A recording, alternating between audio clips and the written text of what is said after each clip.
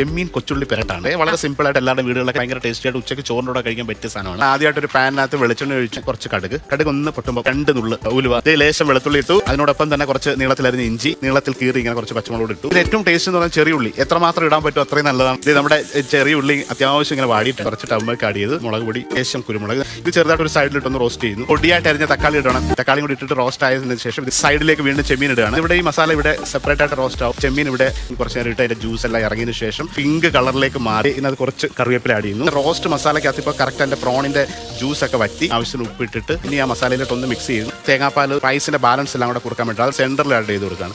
ഈ പാല് കുറുകി ഇതിനകത്ത് അങ്ങ് വറ്റി വരണം. ഇതിലേക്ക് വീണ്ടും ഒരു പൊടിക്ക് കുരുമുളക് പൊടി ഇട്ടു. ഒരല്പം വെളിച്ചെണ്ണ ആ പാലിനകത്ത് ഒഴിച്ചു. കുറുകി വന്നിട്ട് ഇതിനെ ഡ്രൈ ആക്കിയാൽ നമ്മുടെ ചെമ്മീൻ റോസ്റ്റ് റെഡിയാണ്. പാലും ചെമ്മീനും മസാലയും കൂടെ പെരണ്ട് വന്നിരിക്കുന്ന ഒരു പരുവത്തിലെത്തി. ഫൈനലിൽ വീണ്ടും ഒരു പിഞ്ച് ഗരം മസാല, ഒരു പിഞ്ച് ബ്ലാക്ക് പെപ്പർ.